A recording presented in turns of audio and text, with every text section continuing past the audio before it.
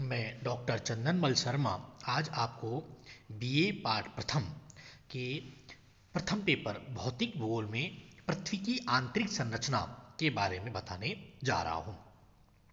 देखिए, वैसे तो पृथ्वी की आंतरिक जो संरचना है इसका पता लगाना बहुत मुश्किल है। क्यों कि पृथ्वी के आंतरिक भाग की वास्तविक स्थिति और उसकी बनावट के विषय में सही ज्ञान प्राप्त करना असंभव नहीं तो कठिन कार्य अवश्य, क्योंकि पृथ्वी का आंतरिक जो भाग है वो मानव के द्वारा दृश्य नहीं है। यद्यपि पृथ्वी के आंतरिक भाग भूगोल के अध्ययन क्षेत्र से बाहर है, तथापि इसका अध्ययन इसलिए आवश्यक हो जाता है कि भूगोल के प्रधान विषय विषय पृथ्वी की सतह की रूपरेखा का जो स्वभाव है वो भूगर्भ के अनुसार ही निश्चित होता है। इसलिए भूगर्भ की जानकारी प्राप्त करने के लिए अनेक प्रयास जारी हैं। अब तक लगभग सभी भूगर्भवेत्ता इस बात पर एकमत थे कि प्रायद्वीपीय भारत, जो कि प्राचीनतम दृढ़ भूखंडों से चट्टानों से बना हुआ है, ये गोंडवाना लैंड का ही एक भाग है और स्थिर भूखंड है तथा इसमें संतुलन पूर्णतया स्थापित हो चुका है। इस क्षेत्र में बड़े पैमाने पर भूगर्भिक हलचलें नहीं होनी चाहिए, परंतु प्रायद्वीपीय भारत के पश्चिम भाग में महाराष्ट्र के सितारा जिले में कोयना नगर में 11 दिसंबर सन 1967 को एवं महाराष्ट्र के लातूर में 30 सितंबर 1993 को भयंकर भूकंप आए, जिससे समस्त पश्चिमी पठार कांप गया। इस बात का संदेह पैदा कर दिया कि पठारी भाग एक दृढ़ भूखंड है। कहने का तात्पर्य यह है कि पृथ्वी की आंतरिक संरचना के विषय में सही जानकारी प्राप्त नहीं की जा सकती है। भूकंप विज्ञान सीस्मोलॉजी, इसके अनुसार कुछ विश्वसनीय बातें अवश्य ज्ञात हो जाती हैं। पृथ्वी की आंतरिक संरचना के विषय में जानकारी देने वाले स्रोतों को 3 वर्गों में विभाजित किया जाता है। प्राकृतिक स्रोत, इसमें देखिए घनत्व डेंसिटी, दबाव प्रेशर और तापमान टेम्परेचर, 3 चीजें प्राकृतिक कारक जिनके द्वारा हमें आंतरिक जानकारी का पता लगता है। पृथ्वी की उत्पत्ति संबंधी साक्ष्य, और तीसरा है प्राकृतिक स्रोत जिसमें आता है आपका ज्वालामुखी उद्गार और भूकंप विज्ञान सीस्मोलॉजी। अब देखिए, प्राकृतिक जो साधन है इनमें सबसे पहले हम बात करते हैं घनत्व की। पृथ्वी की जो सेल हैं उनके घनत्व, दबाव और भीतर की ओर बढ़ते हुए तापमान के आधार पर पृथ्वी की आंतरिक संरचना के विषय में कई निष्कर्ष निकाले जा सकते हैं। यह बताया जाता है कि पृथ्वी का ऊपरी भाग परतदार सेलों का बना हुआ है, जिसकी मोटाई औसत रूप से आधे मील के लगभग है। कहीं कहीं यह मोटाई कई मील की भी है। इस परतदार सतह के नीचे पृथ्वी के चारों ओर रवेदार तथा स्फटिक सेल की दूसरी परत है। इस चट्टानी परत का घनत्व कहीं पर 3 है तो कहीं पर 3.5 है, परंतु समस्त पृथ्वी का औसत घनत्व 5.5 के लगभग है। इस आधार पर यह निष्कर्ष निकलता है कि पृथ्वी के अंतरतम का औसत घनत्व 5.5 से अधिक होगा। साधारण तौर पर यह घनत्व 11 माना जाता है, जो जल से 7 गुना या 8 गुना भारी है। न्यूटन के गुरुत्वाकर्षण के सिद्धांत के आधार पर कैवेंडिश ने 1798 में पृथ्वी के औसत घनत्व के मापन का प्रयास किया और इनके अनुसार पृथ्वी का जो औसत घनत्व है वो 5.5 जीसीएम क्यूब और धरातल का घनत्व 2.6 से 3.3 जीसीएम क्यूब और केंद्र का घनत्व 11 जीसीएम क्यूब परिकलित किया गया। अब देखिए दबाव। अब प्रश्न उठता है कि अंतरतम का अधिक घनत्व किस प्रकार संभव है। प्रारंभ में यह कल्पना की गई कि ऊपर से अंतरतम की ओर जाने पर चट्टानों का भार एवं दबाव बढ़ता है, अतः पृथ्वी के अंतरतम का अधिक घनत्व बढ़ते भार के कारण होना चाहिए।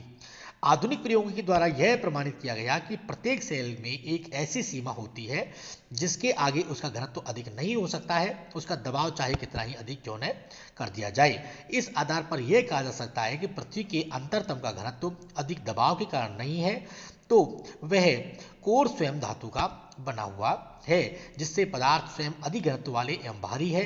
अनेक प्रयोगों तथा पर्यवेक्षणों के आधार पर यह मान लिया गया कि पृथ्वी का अंतरतम निकल एवं लोहे का मिश्रण है। यह तत्व पृथ्वी की चुंबकीय दशा को भी प्रमाणित करता है। तापमान, सामान्य रूप से यह विदित है कि पृथ्वी की बाह्य सतह से नीचे की ओर गहराई में जाने पर औसत तापमान प्रति 100 मीटर पर 2 से 3 डिग्री सेंटीग्रेड की दर से बढ़ता है, परंतु 8 किलोमीटर की अधिक गहराई पर जाने पर तापमान की वास्तविक वृद्धि दर का पता लगाना कठिन हो जाता है। हमारी जो क्रस्ट है उसमें 40 किलोमीटर की गहराई पर 1000 डिग्री सेंटीग्रेड तापमान गंभीर क्रस्ट और मेंटल की सेल खासकर बेसाल्ट व पेरिडोटाइट के प्रारंभिक गलनांक के करीब है। इस तरह क्रस्ट के गर्म क्षेत्र में विवर्तनीय घटना तथा ज्वालामुखी क्रिया तथा गलनांक के करीब तापमान में गहरा संबंध स्थापित होता है। अधिकांशतः रेडियो सक्रिय जो तत्व हैं वो पृथ्वी के सबसे ऊपरी परत में ही केंद्रित हैं, जिनके द्वारा अत्यधिक ऊष्मा जनित होती है। इससे प्रकट होता है कि तापमान गहराई के साथ वृद्धि दर घटता जाता है। पृथ्वी के आंतरिक भाग में तापमान की स्थिति विषम विषय में निम्न तथ्य हमारे सामने है। जैसे दुर्बलता मंडल है, एस्थोनोस्फीयर आंशिक रूप से द्रवित या गलित मोल्टान है। 100 किलोमीटर की गहराई पर तापमान 1100 से 1200 सेंटीग्रेड और जो प्रारंभिक गलनांक के करीब है। 400 किलोमीटर की गहराई पर 1500 डिग्री सेंटीग्रेड तथा 700 किलोमीटर की गहराई पर 1900 डिग्री सेंटीग्रेड तापमान का आकलन किया गया है। मेंटल एवं बाह्य गलित अंतरतम की सीमा अर्थात 2900 किलोमीटर की गहराई में 3700 डिग्री सेंटीग्रेड तापमान का अनुमान है। बाह्य गलित अंतरतम की सीमा अर्थात 5100 किलोमीटर की गहराई में तापमान 4300 डिग्री सेंटीग्रेड है। अब देखिए पृथ्वी का जो ऊष्मा का जनन एवं स्थानांतरण। पृथ्वी का बाह्य मंडल अर्थात क्रस्ट प्रमुख चट्टानों ग्रेनाइट, बेसाल्ट, पेरिडोटाइट हैं, जिनमें रेडियो सक्रिय पदार्थ तथा यूरेनियम, थोरियम, पोटेशियम आदि सर्वाधिक मात्रा में है। ग्रेनाइट के ये पदार्थ सबसे अधिक होते हैं। यूरेनियम में 4, थोरियम में 13 ppm, पोटेशियम में 4 ppm। पृथ्वी के आंतरिक भाग से ऊष्मा का प्रभाव बाहर की ओर होता है। स्मरणीय है ठोस भाग में ऊष्मा की ऊर्जा एटम की कंपन के रूप में होती है। सेल ऊष्मा की अच्छी चालक नहीं होती है। मात्र 10 मीटर मोटी सेल परत से ऊष्मा का स्थानांतरण में 3 वर्ष का समय लग जाता है।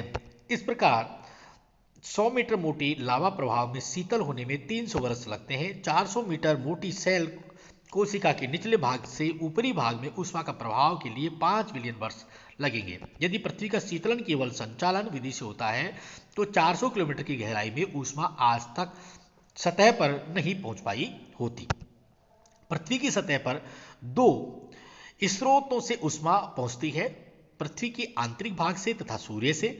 अंततः दोनों स्रोतों से प्राप्त ऊष्मा का पृथ्वी की सतह से अंतरिक्ष में विकिरण हो जाता है। सूर्य से प्राप्त ऊष्मा से वायुमंडल एवं जलमंडल का संचालन होता है, जिससे अनाच्छादनात्मक प्रक्रमों का प्रादुर्भाव होता है, जबकि पृथ्वी की आंतरिक ऊष्मा द्वारा भूतल पर रचनात्मक कार्य पर्वत, पठार, ज्वालामुखी, भूकंप आदि होते हैं। अब आता है पृथ्वी की उत्पत्ति के संबंधित सिद्धांतों के साक्ष्य। विभिन्न विद्वानों ने पृथ्वी की उत्पत्ति की समस्या के निदान के लिए उनके मूल रूप ठोस, वायव्य एवं तरल भाग माना है। जैसे ग्रहाणु परिकल्पना के अनुसार पृथ्वी का निर्माण ठोस ग्रहाणुओं के समूह के कारण हुआ है। इस आधार पर पृथ्वी की आंतरिकतम ठोस अवस्था में होना चाहिए।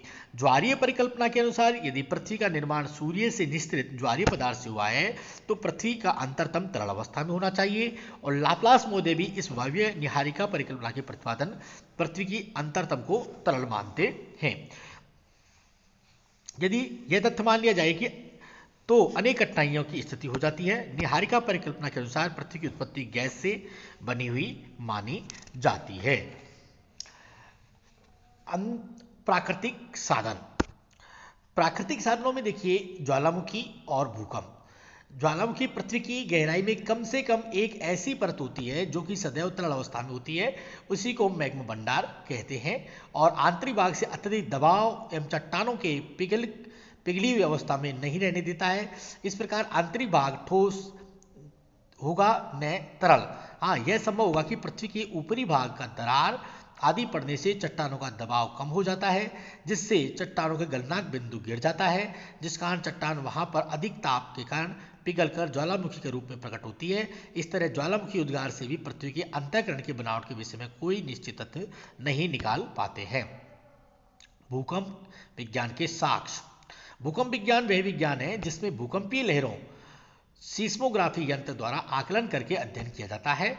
भूकंप विज्ञानी एक ऐसा प्रत्यक्ष साधन है जिससे पृथ्वी के आंतरिक भाग की बनावट के विषय में पर्याप्त जानकारी उपलब्ध होती है। भूकंप विज्ञान की हम अध्याय 10 में भी आपको विशद व्याख्या कर चुके हैं।